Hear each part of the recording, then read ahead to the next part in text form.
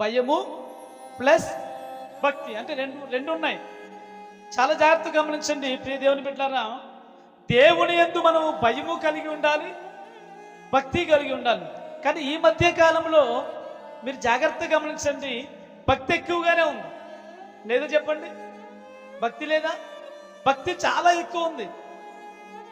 సోమవారం ఆరాధనలకు వెళ్తున్నాం భక్తి చేయడానికి, బుధవారం ఆరాధనకు వెళ్తున్నాం భక్తి చేయడానికి, శుక్రవారం ఆరాధనకు వెళ్తున్నాం భక్తి చేయడానికి, శనివారం రాత్రి ఆరాధనకి వస్తున్నాం భక్తి చేయడానికి, మరలా ఆదివారము ఆరాధనకి వస్తున్నాం భక్తి చేయడానికి.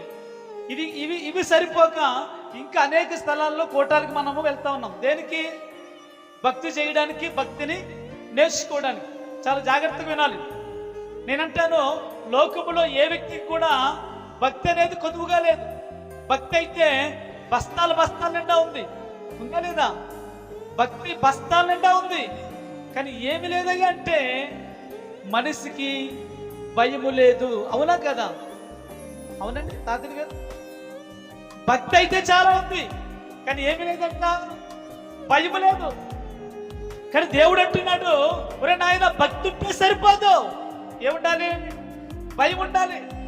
చాలా మంది భక్తి చేయడానికి ఆదివారం మందిరానికి వస్తారు, కానీ మరలా సోమవారము బ్రాంతి షాపులు కనబడుతూ ఉంటారు, మంగళవారము కొల్లు ప్యాకెట్ కనబడుతూ ఉంటారు, బుధవారము ప్యాకెట్ కనబడుతున్నారు. వీళ్ళు ఎవరంటే దేవుని భక్తులు. కానీ ఏ భక్తులు వీళ్ళు? భయము లేని భక్తులు. జాగ్రత్తగా గమనించండి. భక్తి అయితే ప్రతి ఒక్కరి దగ్గర బస్తాల బస్తాల భక్తి ఉంది, కానీ భయం మాత్రము ఉందా లేదా? మీరు చెప్పండి. కొంతమందిలో భయము లేదు. దేవునికి స్తోత్రం చెప్పండి.